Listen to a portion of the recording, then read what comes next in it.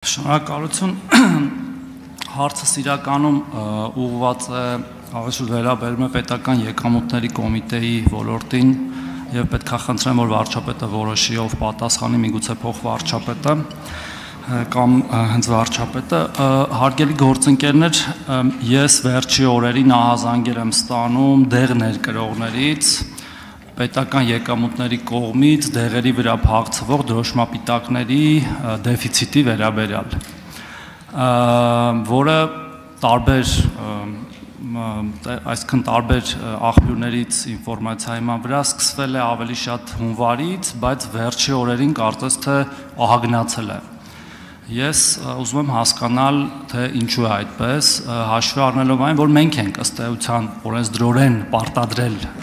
այդ տնտեսվարողներին փակցնել այդ դրոշմապիտակները, որպեսզի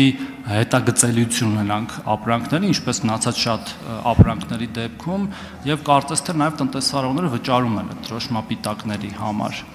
Եվ եթե մենք չենք տրամադրում, փաստորեն նրանք չեն կարողանալու վաճառել այդ իրենց ներկրած դեղերը եւ այնց ինչ որ անլուծելի իրավիճակ է ստեղծվում եւ եթե կա լուծում, խնդրում եմ ասեք եւ մեկ էլ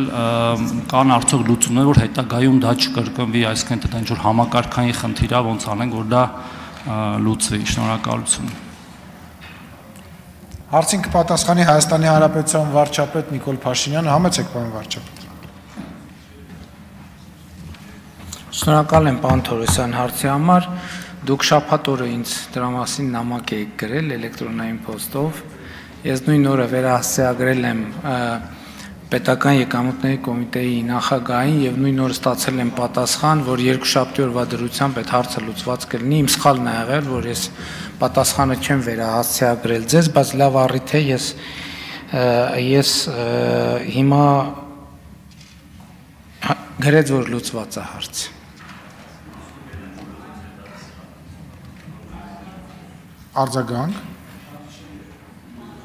Շնորհակալություն պարոն վարչապետ, առիթը օգտագործելով դեղատնային գործունեության վերաբերյալ մի հարց էլ անդրադառնամ, մի կարևոր ռեֆորմ ենք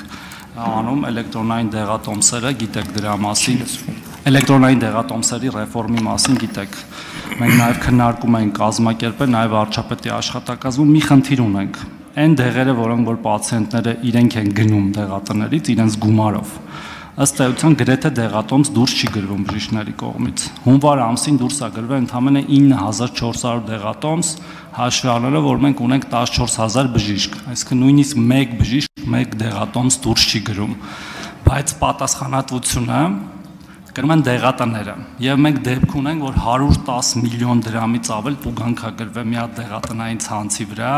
առանց դեղատոմսի վաճառքի համար։ Իհարկե իրանք օրենքը ըստ էության խախտել են, բայց եթե մենք նույն տրամաբանությամբ գնանք, բոլոր դեղատնները միլիարդավոր դրամների տուգանք կստանան եւ կփակվեն պարզապես։ Ես պարզապես խնդրում եմ, որ լուծումներ գտնենք, պարոն վարչապետ, միասին եթե հնարավոր է։ Պարոն Թորոսյան, դրանից նախորդ շաբաթ օրը եւ դրանից էլի նախորդ շաբաթ օրը եւ դեկտեմբերի վերջին շաբաթ օրը դեղատնային ցանցերի տնօրենները իրենց ստորագրություններով նամակներ էին գրել ինձ դրա մասին եւ ես այդ նամակը վերահասցեագրել եմ առողջապահության նախարարին եւ աշխատակազմի ղեկավարին,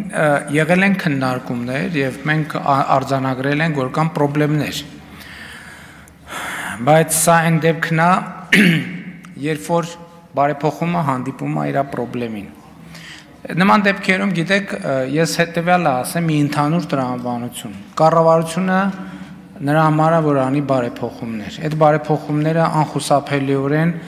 գնալու են հանդիպեն իրենց խնդիրներին եւ այդ խնդրի առաջացման պահին առաջին, երկրորդ եւ երրորդ ռեակցիան ընելու է այն, որ գիտեք ինչ, այս բարեփոխումը խնդրեմա եկեք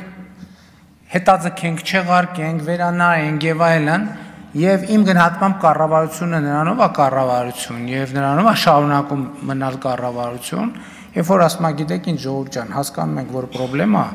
բայց այն հին ձևը, որով աշխատում ենք, ավելի մեծ խնդրեմ է։ Հետեւաբար խնդիրները պետք է լուծել առաջ գնալով։ Դրա համար Այո, դուք ճիշտ եք, մենք եկանք, ես ինչքան հասցրել եմ այդ քննարկումների արձանագրություններին ծանոթանալ, պրոբլեմները ծագում է էլի մի քիչ տենց սովորութային այն բանից, որ դեղատոմսերը գրվում են հին ձևերով։ Ես հասկանում եմ, որ դեղատներն է կարան ասեն, մարդը դեղի կարիքով եկել է, որ բա ոնց չանենք, բայց երբ որ սրա շուրջ փորձ արվում կոմֆորտ ձևավորել, դա էլ ընդունելի չի։ Պետք է մի անգամ զգուշացնեն, հաջորդ անգամ ես հանձնարարել եմ, որ առողջապահության նախարարությունը պետք է արձանագրի, որ բժիշկներն են, որ այդպես են վարվում, իրանց հետ էլ խնդրենք,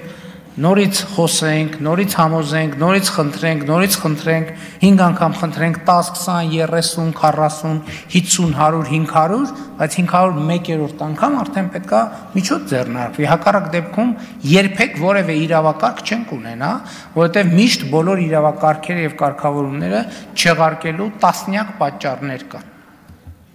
Շնորհակալություն։